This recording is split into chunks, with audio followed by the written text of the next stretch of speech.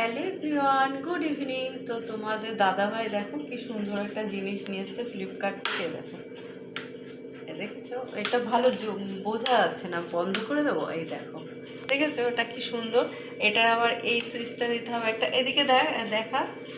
এটা হচ্ছে একটা কর্পূরদানি, আমাকে দেখা নাহলে। হ্যাঁ দেখো, এবার সুন্দর লাইটটা। এই যে এই সুইচটা দিলে বেশ, এর মধ্যে দিতে হবে কর্পূর, এই যে, আর খুব সুন্দর গন্ধ বেরোবে। হ্যাঁ, তো খুব সুন্দর একটা স্মেল বেরোবে, মানে কর্পূরের যেটা।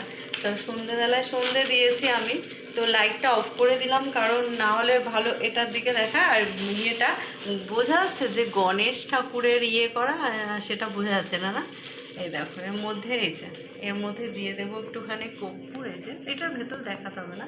আর খুব সুন্দর স্মেল বেরোবে চারিদিকেই গণেশ। সামনেটা একটু দেখা পাবে, সামনেটা বোঝা যায় কিনা।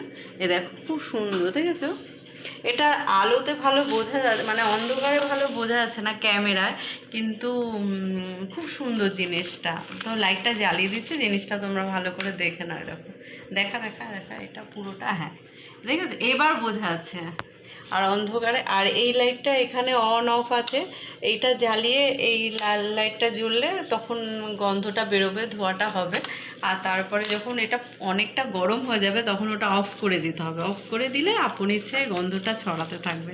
দারুণ না জিনিসটা, অনেকের বাড়ি হয়তো আছে, কিন্তু দাদা এটা এনেছে 1 মাস হয়ে গেছে, কিন্তু ভাবিনি কখনো যে ভিডিও করব।